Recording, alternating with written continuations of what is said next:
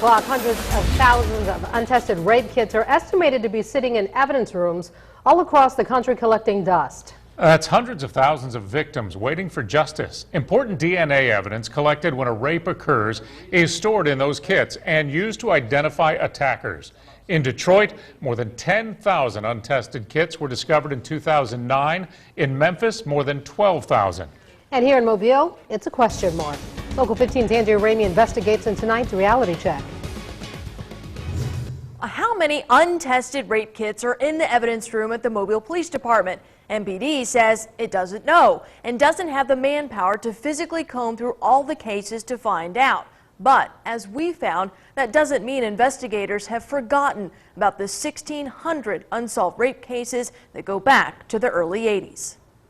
Did you rape that woman? Did you kidnap her? Hell no. Willie Williams raped a woman on Broad Street in Mobile in 1993. A rape kit was collected then, but it wasn't tested until 2010. That's when Lieutenant Joe Rose got a break in the case. We researched the fingerprints in that old case, and we actually made a hit on it. With a fingerprint match, the department decided to send the victim's sexual assault kit to the Department of Forensic Sciences to be tested. Turned out, Williams' DNA had already been entered into the system in the late 90s because he was sent to state prison on an unrelated case, and his DNA matched the DNA in the rape kit. That evidence helped prosecutors secure a conviction last year, nearly 20 years after the rape occurred. It would be nice to assure people that their cases have not been forgotten, that we, do still care about these older cases. But the police department admits it has no idea how many untested rape kits sit here in the evidence room at police headquarters. Police say many of these cases go back to pre-computer days, and it would be a painstaking process to physically go back and check each case. I wouldn't have that number. When you contact your local law enforcement and you get answers like we don't know or we're not sure, it's certainly not unique to a specific area. It's happening nationwide. Natasha Alexenko was raped at gunpoint in 1993 in New York City. Her kit sat on a shelf for 9.5 years untested. It was sealed and nothing happened to it. She eventually got justice, but the experience prompted her to become an advocate.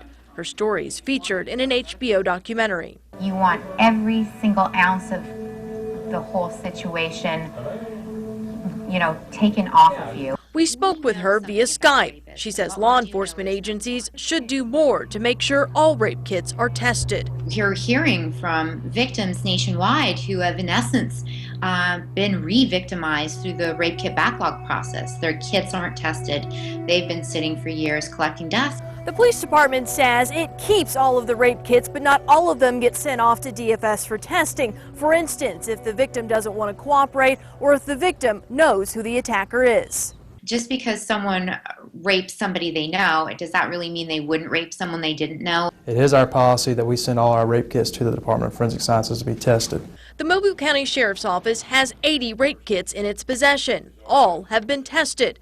The cases at the Sheriff's Office go back to 1995, but prior to that, no one seems to know where or if any rape kits exist. Prior to 1995, I'm not aware of where those cases are or what's going on with those cases. So Donna has in front of her a standard sexual assault kit. At DFS, lab workers examine every piece submitted in a rape kit, like hair and even clothing. This is an example of a potential biological fluid that is exhibiting fluorescence. Robotic machines obtain the DNA from samples and analyze it. So it helps increase efficiency tremendously. Is there a backlog of rape kits here?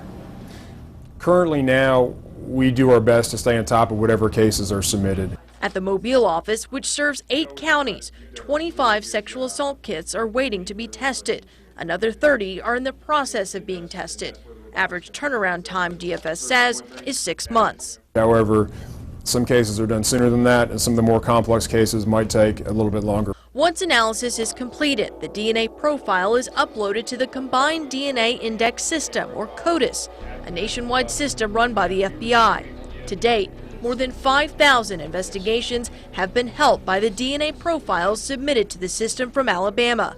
Advocates say even more investigations could be helped if more police departments tested all rape kits. To help, Alexenko's group, Natasha's Justice Project, is helping departments that don't have the money or manpower secure funding.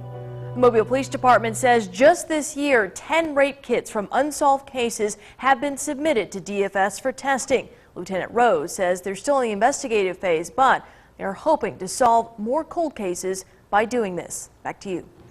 Local 15 News is your advocate to expose waste in local governments. We need your help. If you know of any abuse of your tax money, call our reality check hotline 877-315-7268.